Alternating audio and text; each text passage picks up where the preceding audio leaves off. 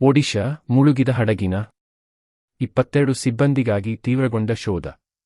ಒಡಿಶಾ ಕರಾವಳಿಯ ಬಂಗಾಳಕೊಲ್ಲಿಯಲ್ಲಿ ಮುಳುಗಿರುವ ಪನಾಮ ಧ್ವಜವಿದ್ದ ಸರಕು ಸಾಗಣೆ ಹಡಗಿನ 22 ಸಿಬ್ಬಂದಿಗಾಗಿ ಭಾರತೀಯ ಕರಾವಳಿ ರಕ್ಷಣಾ ಪಡೆ ಮತ್ತು ಭಾರತೀಯ ನೌಕಾಪಡೆಯು ಭಾನುವಾರ ಶೋಧ ಕಾರ್ಯಾಚರಣೆಯನ್ನು ತೀವ್ರಗೊಳಿಸಿವೆ ಎಂದು ಅಧಿಕಾರಿಗಳು ತಿಳಿಸಿದ್ದಾರೆ. ಹಡಗಿನಲ್ಲಿ 24 ಮಂದಿ ಸಿಬ್ಬಂದಿ ಇದ್ದರು. ಶನಿವಾರ ಭಾರತೀಯ ಕರಾವಳಿ ರಕ್ಷಣಾ ಪಡೆಯ 3 ಹಡಗುಗಳು ಮತ್ತು ಭಾರತೀಯ ನೌಕಾಪಡೆಯ ವಿಮಾನ ನಡೆಸಿದ ಜಂಟಿ ಕಾರ್ಯಾಚರಣೆಯಲ್ಲಿ ಇಬ್ಬರನ್ನು ರಕ್ಷಿಸಲಾಗಿದೆ. ಬದುಕುಳಿದಿರುವ ಇಬ್ಬರು ಚೀನಾ ಪ್ರಜೆಗಳನ್ನು ದಡಕ್ಕೆ ಕರೆತರಲಾಗುತ್ತಿದೆ. ಆದರೆ ಹಡಗು ಮುಳುಗಿ 24 ಗಂಟೆಗೂ ಹೆಚ್ಚು ಸಮಯ ಕಳೆದರೂ ಉಳಿದ 22 ಸಿಬ್ಬಂದಿ ಅಥವಾ ಹಡಗು ಪತ್ತೆಯಾಗಿಲ್ಲ ಎಂದು ಅಧಿಕಾರಿಗಳು ತಿಳಿಸಿದ್ದಾರೆ.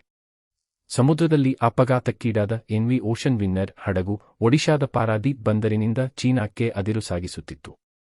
ಆಗಸ್ಟ್ 20 ರಂದು ಈ ಹಡಗು ಪಾರಾದೀಪ್ನಿಂದ 24 ಮಂದಿ ಸಿಬ್ಬಂದಿಯೊಂದಿಗೆ 20 ಮಂದಿ ಚೀನಾ ಪ್ರಜೆಗಳು, 3 ಮ್ಯಾನ್ಮಾರ್ ಮತ್ತು ಒಬ್ಬ ಬಾಂಗ್ಲಾದೇಶದ ಪ್ರಜೆ ಪ್ರಯಾಣ ಆರಂಭಿಸಿತ್ತು ಎಂದು ಅಧಿಕಾರಿಗಳು ಮಾಹಿತಿ ನೀಡಿದ್ದಾರೆ.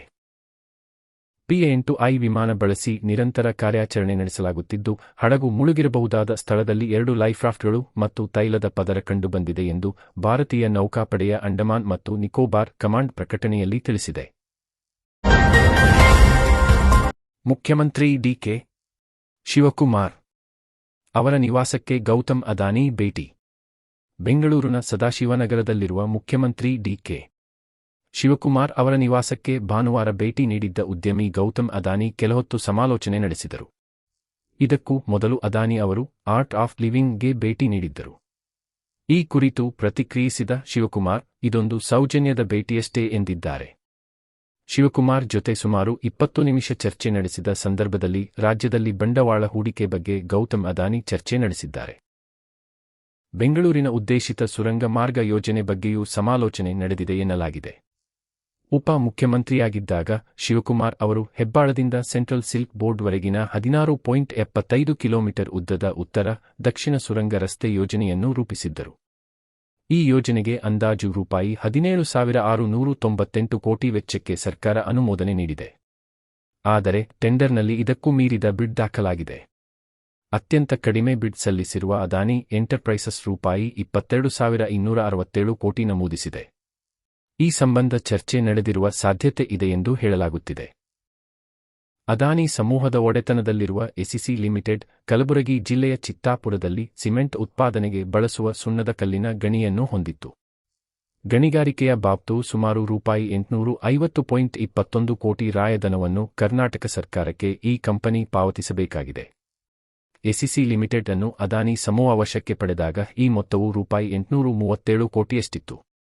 ಬಾಕಿ ತೀರುವಳಿ ಮಾಡದೇ ಇರುವ ಕಾರಣಕ್ಕೆ ಎಸಿಸಿ ಲಿಮಿಟೆಡ್ ವಿರುದ್ಧ ಕ್ರಿಮಿನಲ್ ಕಟ್ಲೆ ಹೂಡಲು ರಾಜ್ಯ ಸರ್ಕಾರ ಮುಂದಾಗಿತ್ತು. ಈ ವಿಷಯದ ಬಗ್ಗೆಯೂ ಚರ್ಚೆ ನಡೆದಿದೆ ಎಂದು ಹೇಳಲಾಗಿದೆ.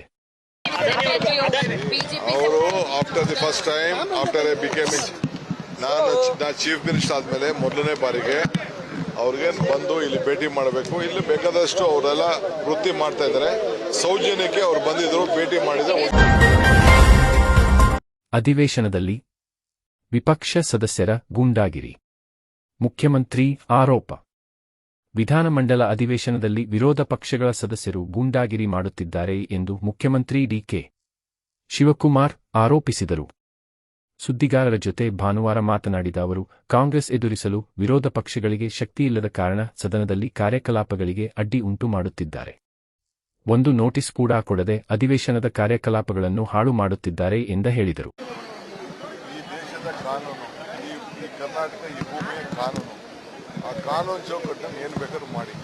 ಇವತ್ತು ಮಾಡ್ತಾ ಇರೋದವರೆಲ್ಲ ಗೂಂಡಾಗಿರಿ.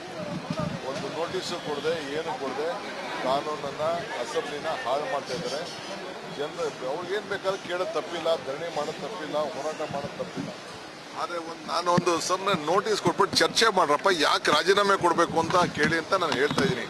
ಅಷ್ಟು ಅವ್ರಿಗೆ ಹೇಳೋಷ್ಟು ತಾಳ್ಮೆ ಇಲ್ಲ. ಸೊ ಅದಕ್ಕೆ ಅವರಲ್ಲಿ ಅಸೆಂಬ್ಲಿಲಿ ಕಾಂಗ್ರೆಸ್ ಪಕ್ಷನ ಫೇಸ್ ಮಾಡೋಕ್ಕೆ ಅವ್ರಿಗೆ ಶಕ್ತಿ ಇಲ್ಲ.